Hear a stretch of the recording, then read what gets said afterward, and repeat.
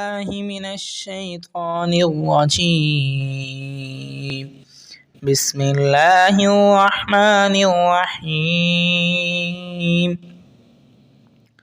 يا بني إسرائيل اذكروا نعمتي التي أنعمت عليكم وأوفوا بعهدي أوف بعهدكم وإياي فارهبون وآمنوا بما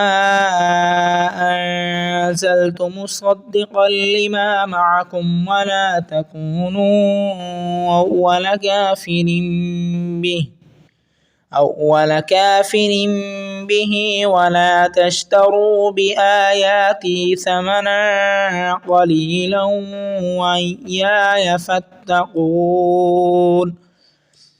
ولا تلبسوا الحق بالباطل وتكتموا الحق وأنتم تعلمون وأقيموا الصلاة وآتوا الزكاة واركعوا مع الراكعين أتأمرون الناس بالبر وتنسون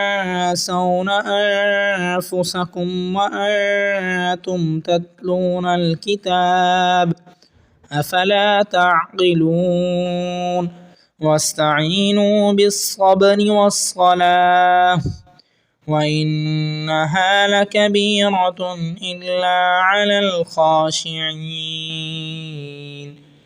الذين يظنون أنهم ملاقو ربهم وأنهم إليه راجعون.